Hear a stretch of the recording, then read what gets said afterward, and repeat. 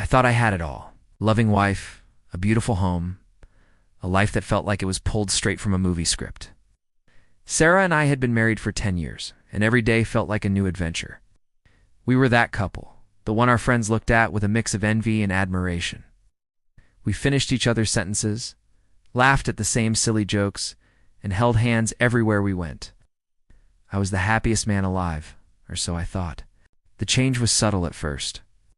So subtle, in fact, that I almost missed it. It started with her phone. Sarah had always been pretty open with her phone, leaving it on the coffee table or the nightstand. But suddenly, it was glued to her hand. It would go with her to the bathroom, to the kitchen, even when she was just stepping out to get the mail. I brushed it off initially. Maybe it was a new game she was addicted to, or a group chat with her friends that had gotten particularly active. I didn't want to be the suspicious husband. Trusted her. Then came the late-night calls. I'm a heavy sleeper, but something started waking me up around 1 or 2 in the morning. It was a faint whisper. I'd open my eyes to find Sarah's side of the bed empty. I'd find her in the living room, huddled over her phone, speaking in hushed tones. The first time it happened, I walked in, and she jumped, fumbling with the phone and quickly ending the call. "Just my sister," she'd said, her voice a little too high-pitched. "She's having trouble sleeping." I believed her. Why wouldn't I? But it kept happening, night after night. The same routine. The whispers, the sudden hang-ups, the flimsy excuses. It was a wrong number, just scrolling through social media. Couldn't sleep. The excuses started to wear thin, and a cold knot of dread began to form in my stomach. The woman I shared my bed with was becoming a stranger. The easy laughter we once shared was replaced with a tense silence, punctuated by the constant glow of her phone screen. The little intimacies we cherished began to fade away. The good morning kisses became a peck on the cheek, if I was lucky. The "how was your day" conversations turned into one-word answers. She was distant, lost in a world that I clearly wasn't a part of. Tried to talk to her, to bridge the growing gap between us. I'd ask if everything was okay, if she was stressed from work, if there was something I could do.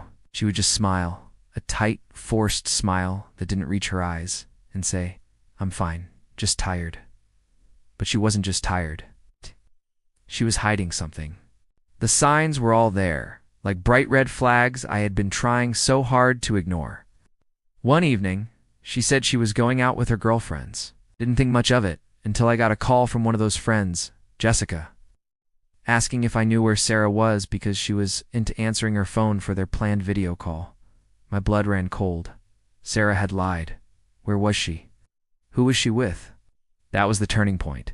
The trust I had so carefully nurtured for a decade shattered in that single moment. I knew I couldn't live in this state of suspicion and anxiety any longer. I needed to know the truth, no matter how much it hurt. My mind raced with possibilities, each one more painful than the last. The late-night calls weren't with her sister. They weren't innocent conversations. The whispers I heard in the dead of night were secrets she was sharing with someone else. The next night, I pretended to be asleep. As expected, around 1 a.m., I felt the bed shift. I heard her tiptoe out of the room. I waited a few minutes, my heart pounding in my chest, and then I slowly got up and followed her. There she was, silhouetted by the moonlight coming through the living room window, her back to me, whispering into her phone. I couldn't make out all the words, but I heard enough. I heard the soft laughter, heard her say, "I miss you too." And then the words that would haunt me forever, "I love you." It wasn't my name, she said. It wasn't my voice on the other end of that line. In that moment, the world I had built with Sarah came crashing down around me. The floor felt like it had dropped out from under me. I was just standing there, a ghost in my own home, listening to my wife give her love to another man. The pain was indescribable, a physical ache that spread from my chest through my entire body. This was it. This was the betrayal I had been dreading. I didn't confront her right then. What was there to say? I had heard it all. I stumbled back to bed, the whispers echoing in my ears. I lay there, staring at the ceiling until dawn, feeling a hollowness I had never known.